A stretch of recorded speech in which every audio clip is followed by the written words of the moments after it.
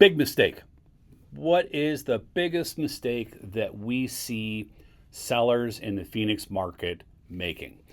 And I would have to say it's aspirational pricing all day long. A lot of folks, we're starting to see a lot of folks that purchased in 2020, 2021, 2022 that are having life events, normal job change, couples get married, people have babies, they need a bigger house, whatever, and that the home that they purchased, 3, 4, 5 years ago, no longer fits their lifestyle, or they have to move out of state, whatever the reason is, right? They are now having to sell a property that they purchased at what I say the height of COVID, when pricing was really kind of rampant and out of control for a minute or three. And now that we are in a balanced market, Arizona has we've seen some pricing decline for about 4 years straight now. And although prices have arguably increased year over year, they just aren't accelerating at the same rate that they did during COVID. And so we've run across a number of homeowners that bought at, I'm just going to use $1 million for argument, right? They bought the house for $1 million, turned around and put 200,000 into the home and want to get over 1.2 million for the home now. And honestly, the neighborhood over the past 3-4 years, dropped a little bit. COVID spiked a lot of neighborhoods in the Phoenix metro area to incredibly high values, and they've dropped, 10, 15, 30% in some neighborhoods, and has sort of brought them back to even again, to where they were in 2022 or 2021. And so for the money that was chucked into some of these homes, folks are frustrated, and so they're wanting to aspirationally price their homes. I really feel like my home is worth X amount.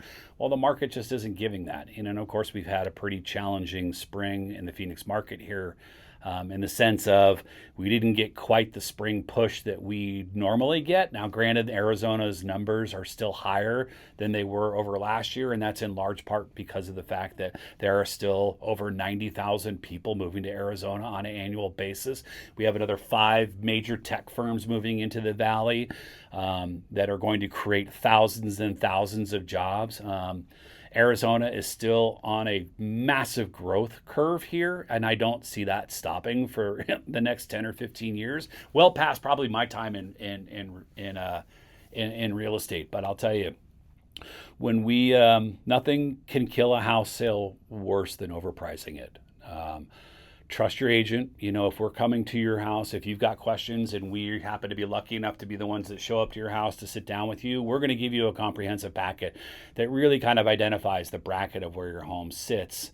And we'll slide that across to you and have you review it. And then we'll ask the question of where do you think your house sits price point wise. Most folks will tend to agree and understand that we're trying to help them sell the house. I don't want my sellers calling me up in 90 days, telling me that the monopoly money that they're trying to deposit, in the bank keeps bouncing, because the house isn't sold. We want you to sell it for real money. We as agents, we are not art collectors. I'm not a house collector. So when I recommend a price point to you, it's because we've done our thoughtful research. We do this every single day.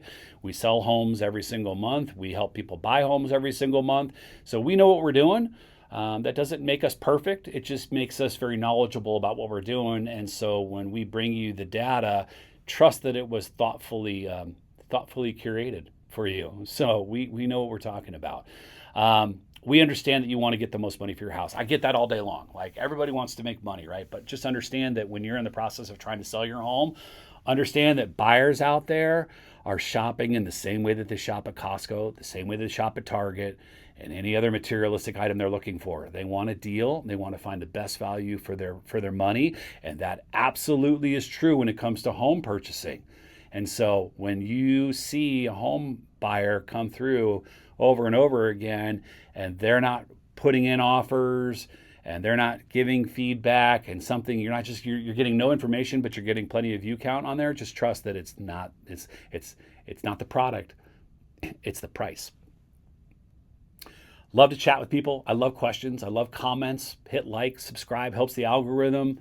We're never too busy to take calls. I love calls. I love chatting with people. It doesn't cost you a penny to call me and shoot the breeze with me about, you got a question about real estate, whether you're buying or selling, hit me up. Love to chat with you. If anything, we'll end up being friends. In fact, I say most of our clients end up becoming family, whether you like it or not. But hey, have a great day. Steven Ensign, owner of the S&J Real Estate Team. Hit us up. Love to chat with you guys.